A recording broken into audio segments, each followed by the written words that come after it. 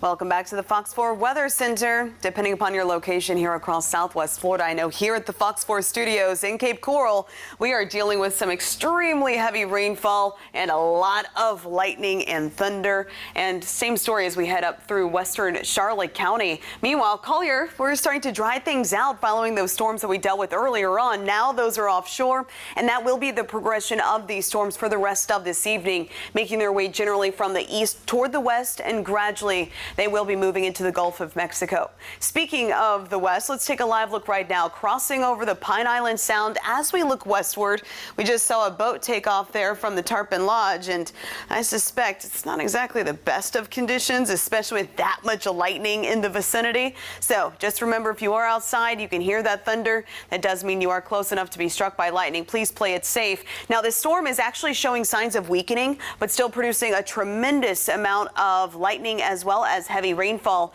So along and north of Pine Island Road, Mount Lachey, all of Pine Island, especially Bokeelia, heading up through Charlotte Harbor, seeing that very heavy rain falling there indicated in that red. And by the way, Burnstorm Marina, that rainfall intensity, that's going to be picking up sooner rather than later for you. So heads up here in the next couple of minutes. Meanwhile, this storm right here making a direct aim on Boca Grande. So Boca Grande, Gasparilla, that storm, that intensity is going to be picking up very shortly, heading up toward the north here across the Cape Hayes Peninsula, Rotunda West, seeing that pocket of heavy rainfall right over you, kind of concentrated up 776. And as we head into Murdoch as well as El Jobin, likewise also seeing that very intense pocket of rainfall right here over Northport. So if you are traveling in this part of Charlotte County heading into Sarasota, please do so with caution, as we are inevitably seeing some of that ponding, at the very least reduced visibility because of just how heavy the rain is falling.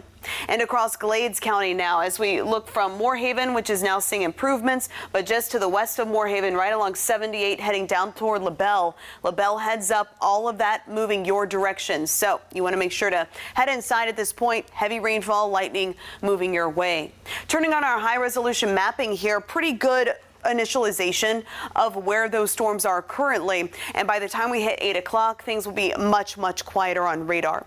Showers thereafter expected to be pretty isolated for the rest of this evening once we get through this round of rain and all of it moves offshore. And then we fast forward to tomorrow, Independence Day. Here's what we can expect. Lots of sunshine to kick things off. First half of the day looking great for outdoor plans, but after 3 o'clock, isolated showers and storms will begin developing, and then they'll become a bit more numerous heading into the evening time frame. So 7 to 9 o'clock, that's when I'm expecting most of the activity. That said, not expecting quite as much as we're seeing right now on radar.